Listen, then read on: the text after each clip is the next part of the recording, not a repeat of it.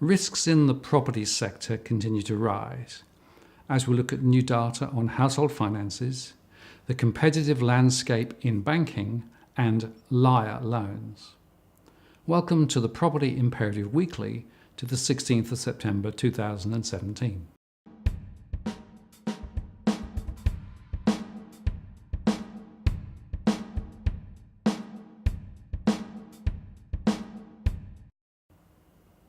Hi, I'm Martin North, Principal Analyst at Digital Finance Analytics. We start our weekly digest with household finances. The Centre for Social Impact, in partnership with NAB, released their Financial Resilience in Australia 2016 report. This shows that while people are more financially aware, savings are shrinking and economic vulnerability is on the rise. In 2016, 2.4 million adults were financially vulnerable, and there was a significant decrease in the proportion who were financially secure, down to 31.2%. People were more likely to report having no access to any form of credit and no form of insurance, 11.8%. A higher proportion of people reported having access to credit through fringe providers in 2016, at 5.4% compared with 1.7% last year. The ABS published their survey of household income and wealth. More than half the money Australian households spend on goods and services per week, they say, goes on basics.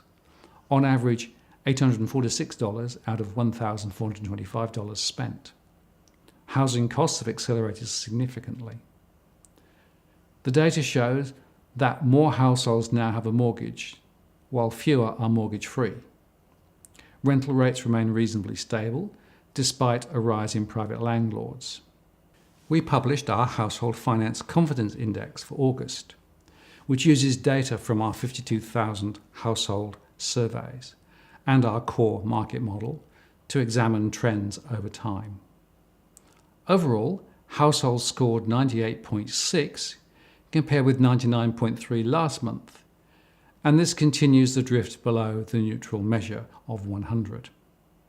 We found that younger households are overall less confident about their financial status, whilst those in the 50 to 60 year age band are most confident. This is directly linked to the financial assets held, including property and other investments, and their relative incomes. For the first time in more than a year, households in Victoria are more confident than those in New South Wales, whilst there was little relative change across the other states. One of the main reasons for the change is the state of the property investment sector, where we see a significant fall in the number of households who say they are intending to purchase in New South Wales, and also more are intending to sell.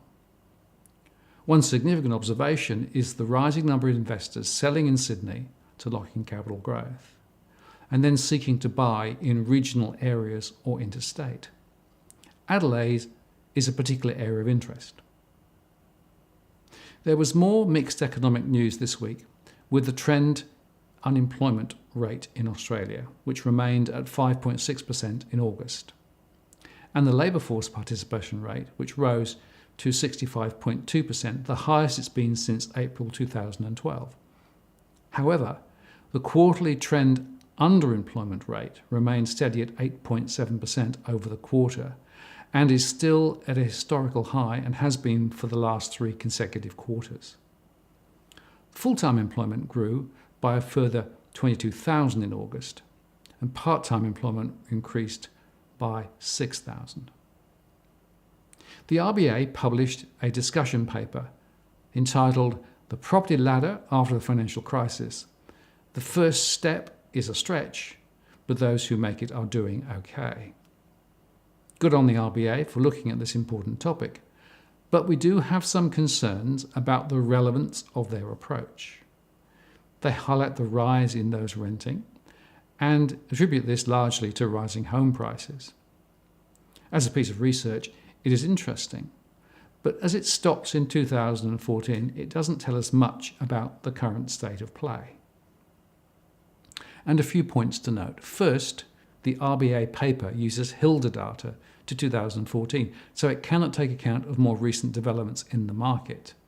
And since then, incomes have been compressed, mortgage rates have been cut, and home prices have risen strongly in most states. So the paper may be of academic interest, but it may not represent the current state of play.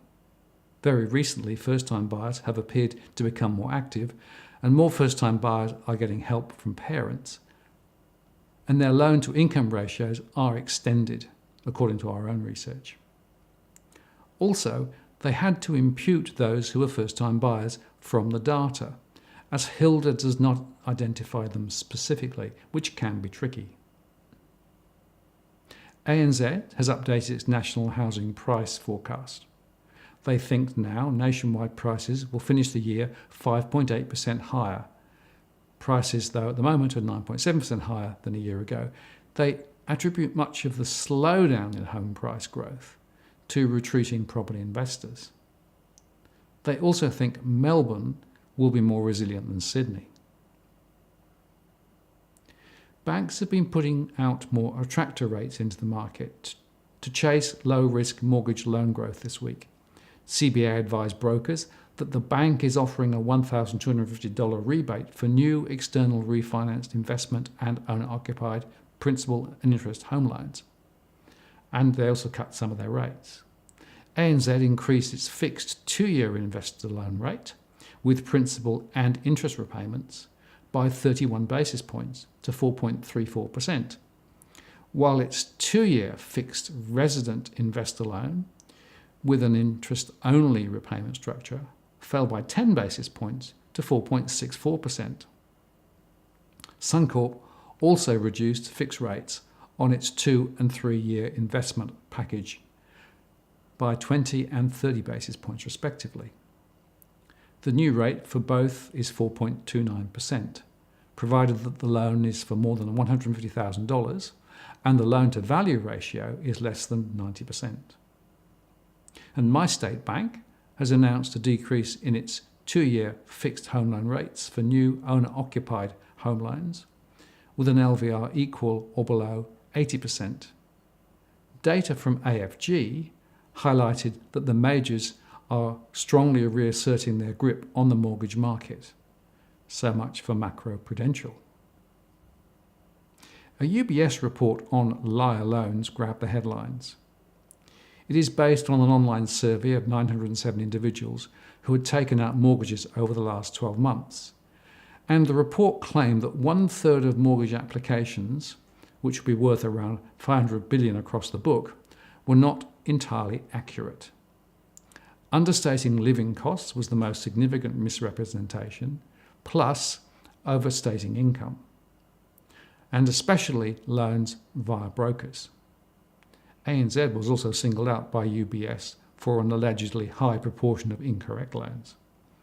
Of course, the industry rejected the analysis, but we have been watching the continued switching between owner-occupied and investor loans.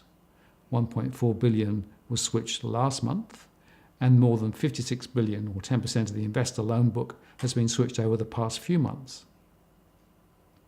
This has, we think, been driven by the lower interest rates on offer for owner-occupied loans compared with investor loans. But we wondered if there was flexibility with the truth being exercised here to get these cheaper loans. So UBS may have a point.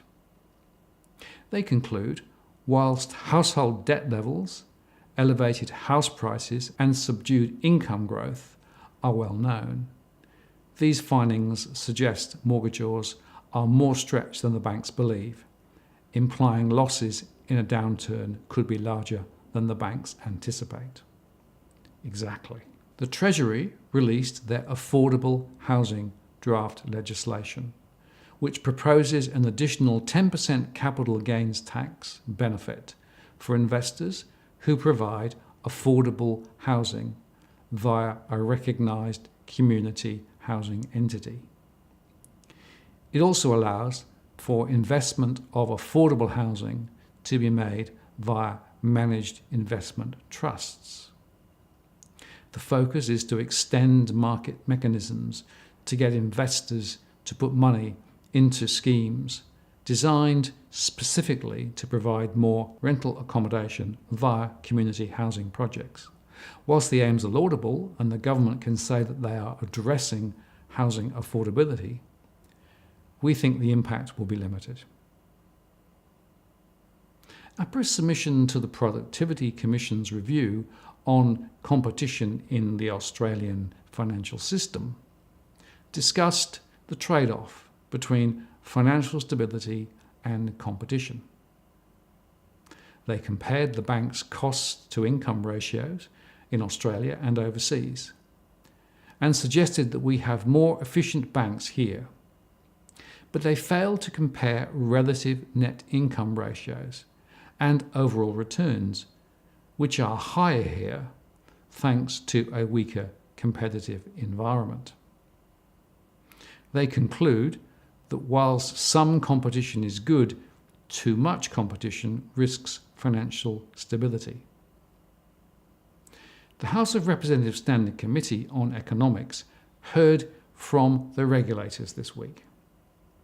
The focus was the bank's out-of-cycle mortgage rate price hikes. Some of the banks have attributed the rise in rates to the regulatory changes. But the question is, are they profiteering from the announcement? ASIC said that the issue was whether the public justification for the interest rate rise was actually inaccurate and whether perhaps false and misleading. Because if so, it could be in breach of the ASIC Act. ASIC is currently looking at the issue and will be working with the ACCC, which has been given a specific brief by Treasury to investigate the factors which have contributed to the recent interest rate setting. APRA was asked whether lenders' repricing of their interest-only back book was opportunistic because they had used the APRA speed limits as an excuse to garner profit. Deflecting the question, APRA said it would wait to see what came out of the inquiries by the ACCC and ASIC. But it was not to be blamed for any rate hikes, saying a direct assertion that we made them put up interest rates is clearly not true. We think at very least the banks were given a perfect alibi for their rate hikes, which have certainly improved their margins significantly. Finally, the ABS data on lending finance to the end of July highlighted the rise in commercial lending, which was up 2%, excluding investment lending. The lending for property investment fell as a proportion of all lending and of lending for residential housing. This included significant falls in New South Wales, which is further evidence that property investors may be changing their tune. So perhaps finally, some green shoots of business investment. We really need this to come on strong to drive the growth we need to stimulate wages. The upswing is there indeed, but it is quite small. So we will need to watch the trajectory over the next few months.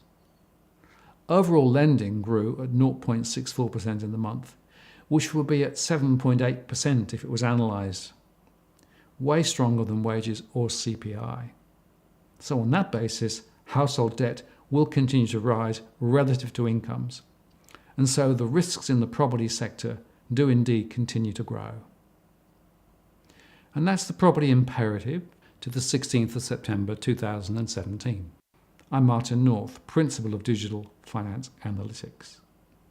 If you found this useful, do subscribe to get future updates, and thanks for watching.